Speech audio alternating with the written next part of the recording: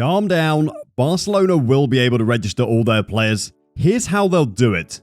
You've probably been seeing the media making a huge fuss about Barcelona's inability to register their new signings for the upcoming season. Everywhere you look online, you see scaremongers ringing alarm bells to signal the doom for Barcelona.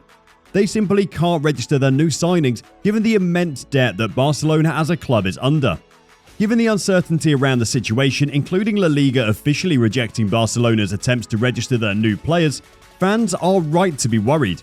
Flashbacks of Eric Garcia and Memphis Depay's delayed registration last season comes to mind when looking at the situation. But how is Barcelona going to wriggle out of this tight spot that they are in? So, for starters, everybody watching this video must understand exactly what's happening at Barcelona right now. Being under debt for any organisation or business is not a big problem. Take Arsenal for example. For many football fans, in the years since 2006 when Arsenal had not won a single trophy, many jokes and memes were floating around the internet. Wenger was famously condemned and revered in equal measure for the pathetic amounts that Arsenal were spending each season. Despite losing their biggest stars each season, Arsenal somehow still managed to stay in the top 4. So why was this happening? The construction of the new Emirates Stadium is what limited Arsenal's ability to make big money signings until 2013. Close to 8 years after the Emirates Stadium was built.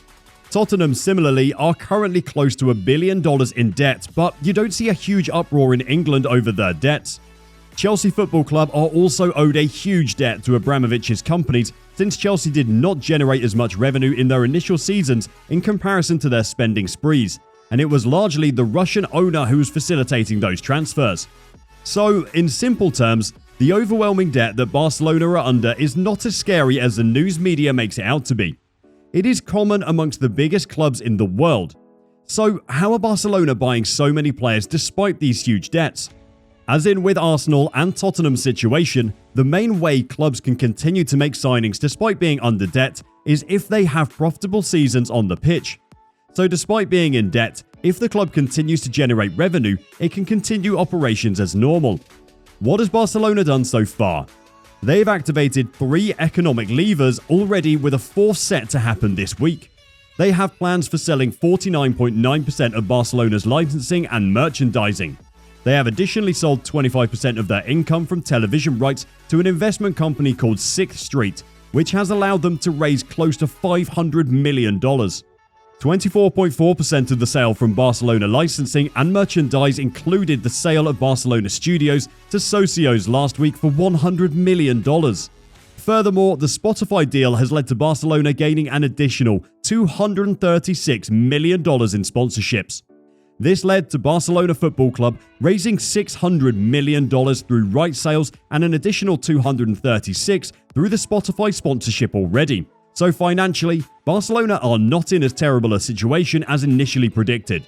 But despite this, there's a La Liga wage cap that makes it harder for Barcelona to register their players unless they reduce their wages. So far, Philippe Coutinho, Puig, Oscar Mingueza, Neto, Ray Manai, Musa Wage and Dani Alves have all departed Barcelona. Coutinho is the only one that was sold for a fee. Additionally, Trincao and Lenglet have been sent out on loans, and Adama Traore and Luc de Jong have returned to their former clubs. Additionally, Barcelona have uncovered evidence of the illegality of 4 contract extensions that were negotiated by the previous owners during the pandemic. The players identified are Frankie de Jong, Piqué, Ter Stegen and Lenglet. These players agreed to defer their salaries for later seasons while agreeing to a pay cut in the short term. Gerard Piqué is set to take a 3rd pay cut in 3 years without taking his deferred wages to help Barcelona out in registering new players and fixing the problem. Ter Stegen, Clement Lenglet and Frankie de Jong have not yet made any such move. De Jong's situation is a little complicated and will be explained in a later video. But Barcelona are expected to either force these to accept lower wages than previously agreed or sell them. Chelsea and Manchester United are reportedly willing to give Frankie wages to make up for the money he might lose should Barcelona terminate the contract or let him go. Lenglet is already off the wage bill for this season. Ter Stegen is expected to stay even with his ridiculous wages, but to make up for it, Barcelona could see Memphis Depay depart on a free transfer to Juventus. Additionally, Umtiti, Braithwaite and Collado are all expected to leave this season. Furthermore, players like Dembele have also agreed to significantly reduce wages in the new contracts they've signed. And even the new signings Xavi has brought in, regardless of their superstar status, have not been bought with ridiculous wages. So all in all, the situation at Barcelona is not as bad as it seems. They will still be able to register their players and play this season.